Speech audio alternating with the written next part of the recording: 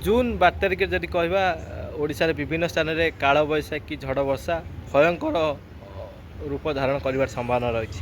हाँ आज्ञा मुझे कलाकान सामंतरे आप देखते निवेदन कलाकान यूट्यूब चैनल आपन को आम चैनल को स्वागत। जदि कहवा राज्य में कालबैशाखी जनित वर्षार संभावना बहुत स्थान में रही किंतु सका अपराह 2टा पर्यंत कहवा खरार प्रकोप देखा मिल। उपकूल ओडिशा जदि कह 12 ରୁ 13ଟି जिला गुड़गुड़ी व्यापक मात्रा प्रभावित कर सहित कहवा पश्चिम ओडिशा जिला में तापमात्रा 38 ରୁ 40 42 डिग्री मध्य रही संभावना रही। आभ्यंतरीण ओडिशा 38 ରୁ 40 डिग्री मध्य रही संभावना रही। उत्तर ओडिशा दक्षिण ओडिशा तापमात्रा 34 ରୁ आरंभ करके 38 ରୁ 39 डिग्री मध्य रही संभावना रही। किंतु दिन 2टा पर यदि कहवा कालबैशाखी जनित वर्षा संभावना रही एवं आर्द्रतापूर्ण वायु एवं ता सहित घूर्णिबलय क्षेत्र उत्तर प्रदेश बिहार झारखंड उपर सक्रिय रहिबो सहायक कर आर्द्रतापूर्ण वायु जहाँ बंगोपसागर जाऊँगी एवं 2टी वायु सम्मिश्रण फल उत्तर ओडिशा जदि कहवा व्यापक मात्रा कालबैशाखी जनित वर्षा विभिन्न स्थान में देखा मिल पारे जमीक मयूरभंज बालेश्वर भद्रक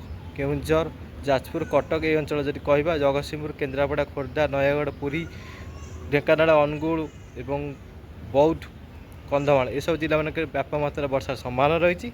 पुरी कहवा गंजाम कहवा गजपति रायगढ़ और कोरापुट मालकानगिरी नवरंगपुर कलाहांडी नुआपड़ा ये सब जिला मानक वर्षार संभावना रही। पश्चिम ओडिशा जिला मान जब कहवा क्या भाँ कौटी कालबैशाखी जनित वर्षा देखा मिल पारे किंतु सर्वाधिक प्रभाव उत्तर ओडिशा उपकूल ओडिशा और दक्षिण ओडिशा जिला मानक देखा मिल पारे और पश्चिम ओडिशा गोटे ओडिशा भल वर्षा देखा मिल पारे।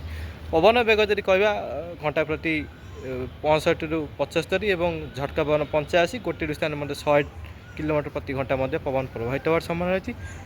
वर्षा जदि कहवा 50 मिलीमीटर आरंभ कर 100-120 मिलीमीटर पर्यंत वर्षा जापे और ता सहित कहवा बिजुली घड़घड़ी व्यापक मारिबार संभावना रही। कुआपथर जनित वर्षा विभिन्न स्थान में देखा मिल पारे।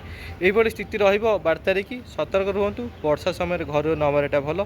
वर्षा पवन और बिजुली घड़घड़ी व्यापक मात्रा रहिबो सतर्क रुहतु। ता सहित कहवा पाणीपाग जदि कौन परिवर्तन घटिबो निश्चित तापर मु अपडेट देवी। देखु चैनल को सब्सक्राइब कर लाइक करी रही। नमस्कार।